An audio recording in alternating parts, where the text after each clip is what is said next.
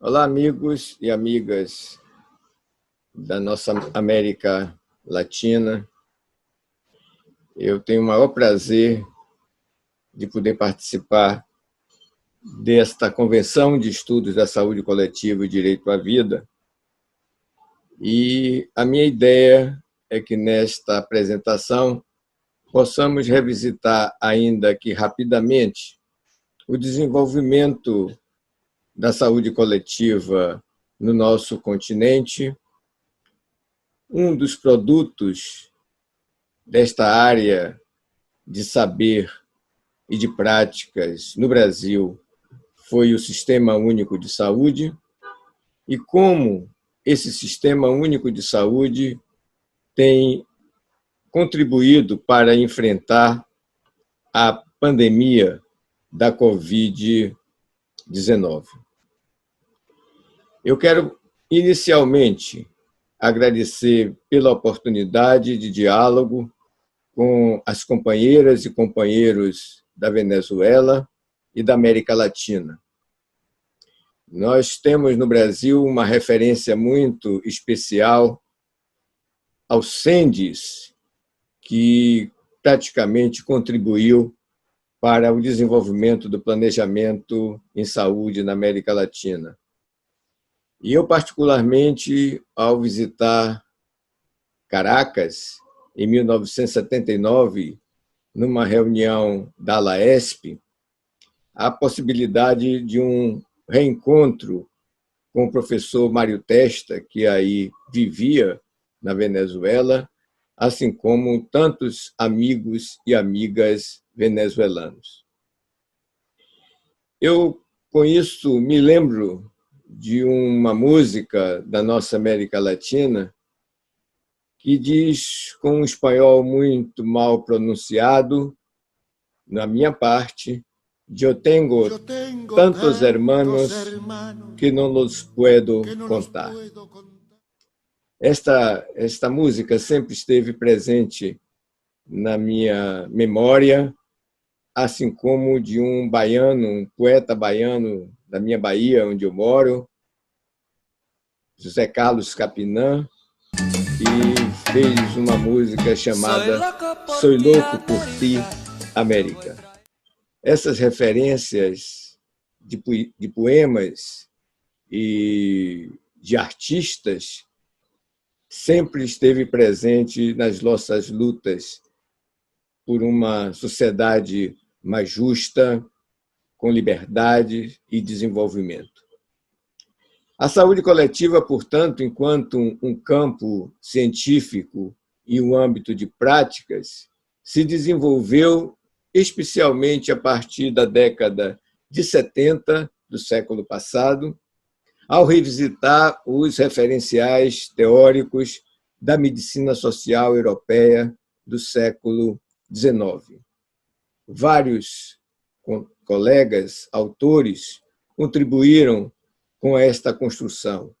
Eu queria, já não podendo citar a todos, lembrar da Cecília Donângelo e o Sérgio Arouca aqui no Brasil, a Asa Cristina Laurel no México, Jaime Breio, Edmundo Grandra, Pedro Luiz Castelhanos e outros tantos que contribuíram, sobretudo com a inspiração de Juan César Garcia, a partir da reunião de Cuenca sobre ciências sociais e saúde. Esse ano de 1972, em que ocorreu esta reunião, também foi o ano em que foi publicado pela OPAS um texto sobre educação médica na América Latina, do Juan César Garcia, que traz para todos nós um referencial teórico a partir da produção social, a questão da formação dos sujeitos no âmbito das faculdades de medicina e dos departamentos de medicina preventiva. Essa década de 70 também teve a oportunidade de nós criarmos, já com a ajuda de outros companheiros da Europa, dos Estados Unidos, do Canadá e conosco da América Latina, a Associação Internacional de Política de Saúde. que a partir daí foi realizando um conjunto de encontros, de referências, especialmente aquela que se realizou em Roma em 1979 também, numa localidade chamada Aricia. Essa década de 70, para nós brasileiros, também é muito relevante, porque a partir daí, em 1976, nós criamos o Centro Brasileiro de Estudos em Saúde, o SEBS, e em 1979 criamos a Associação Brasileira de Saúde Coletiva. Neste final da década de 70 também, os operários do ABC realizaram um conjunto de movimentos, de greves, e a partir desta posição, mesmo ainda vivendo numa ditadura, se conseguiu avançar nas lutas operárias no Brasil e emergindo uma liderança especial, que é o Luiz Inácio Lula da Silva, o nosso Lula. Posteriormente, nós vamos ter desdobramentos da saúde coletiva na América Latina. E um desses desdobramentos foi a criação da ALAMES, Associação Latino-Americana de Medicina Social, no início da década de 80. E, em relação à Abrasco, foi se observando cada vez mais uma diferenciação dos 3 eixos disciplinares, a epidemiologia, a planificação e as ciências sociais em saúde, com o diálogo em relação às disciplinas auxiliares.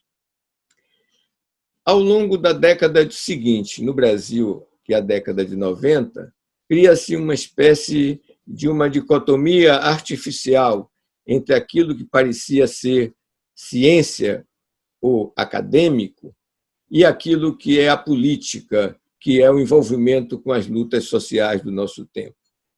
Esta possibilidade, essa contradição que ia emergindo no movimento da saúde coletiva no Brasil, ainda criou situações de tensão, porque surgia um paradoxo.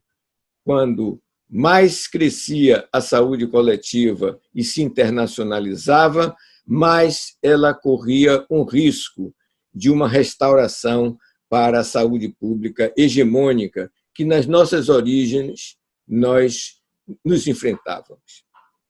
Em 2006, já no século atual, houve uma refundação do SEBS, com um compromisso maior para avançar a reforma sanitária brasileira, geralmente com uma parceria persistente com a ALAMES.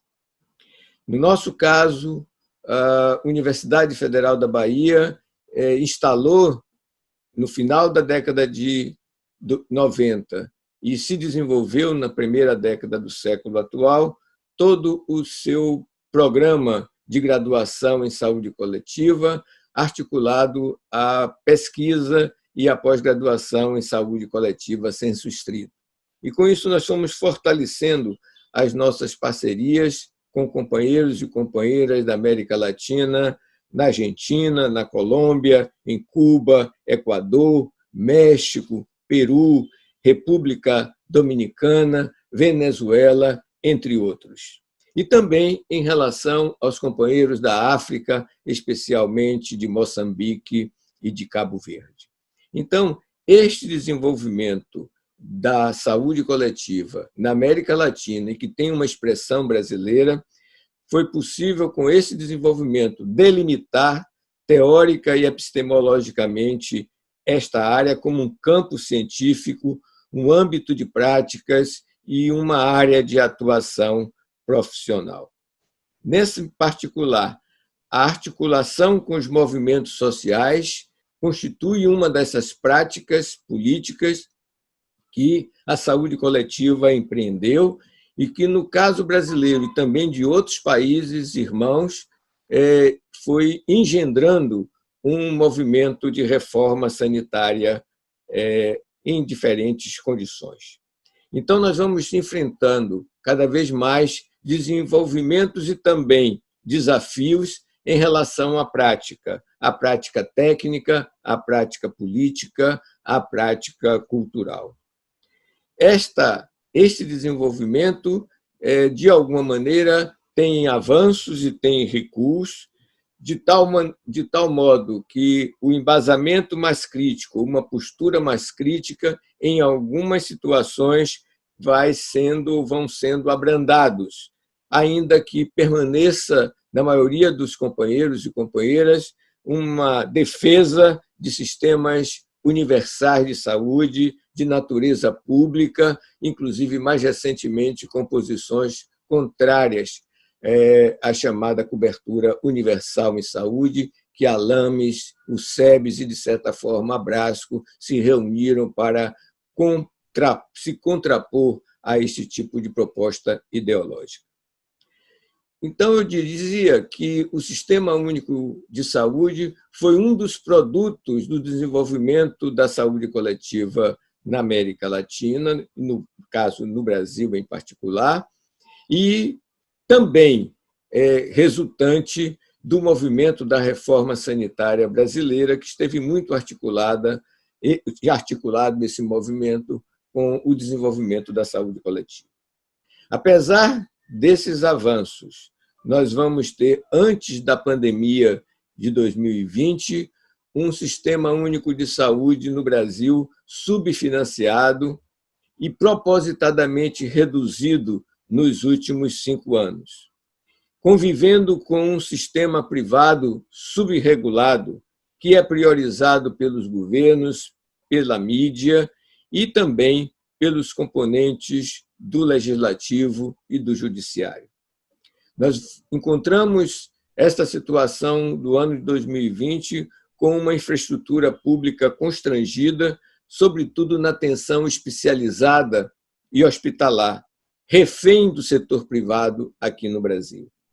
Com investimentos insuficientes em ciência e tecnologia, o que resultou numa redução do complexo econômico industrial de saúde, fazendo com que aumente a dependência em relação a importações de equipamentos e de outros insumos numa situação como vivemos no presente. E também, ao longo desse período, uma desvalorização dos profissionais e dos trabalhadores de saúde, na medida em que um conjunto de políticas neoliberais, austericídios que foram cometidos contra a população dos nossos países.